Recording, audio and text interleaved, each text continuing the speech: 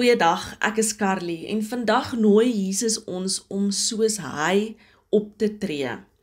Vandag kyk ons na 'n teks wat nogal vreemd klink. Ons lees vanuit Matteus 5 vers 40. As iemand jou hof toe vat om jou onderklere te eis, gee hom dan sommer ook jou boklere. Het jy al sport gekyk en gesien hoe iemand hulle alles gee? Of 'n span wat hulle alles gee?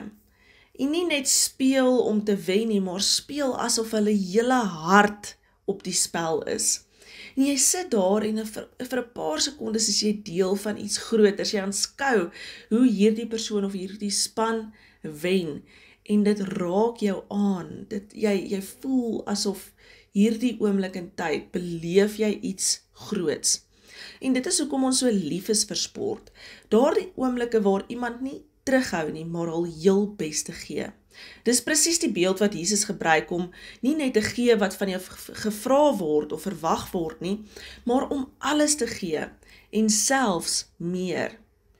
Nou in die antieke wêreld het mense 2 lae klere gehad. 'n binneste kleed, 'n chiton en 'n bokleed, 'n himation. En as jy voor die hof gedaag is en jou onderkleed gevat is, en jy gee dan sommer ook jou bokleed, dan staan jy letterlik kaal. En dit klink nogal vreemd, maar dit is eintlik 'n liefdevolle daad van protes. Jy wys vir almal hoe onregverdig die stelsel is wat iemand so verarm dat hulle selfs hulle kleed van hulle lywe afvat. En dit is nie 'n vorm van swakheid om jou onderkleed en jou bokleed te gee nie. Dit is 'n moedige vrygewigheid wat onreg ontbloot. Dis soos daardie atleet wat op die veld alles gee. Mense onthou dit, want dit getuig van iets dieper.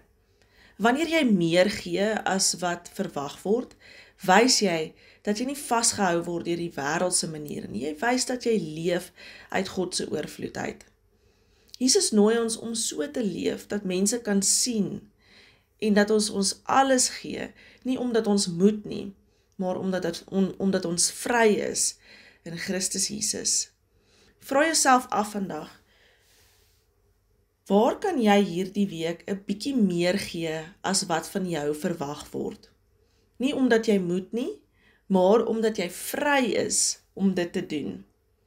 Kom ons bid saam. Here, U het alles gegee, selfs U lewe, vir ons aan die kruis.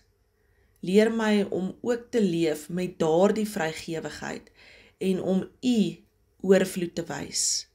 Amen.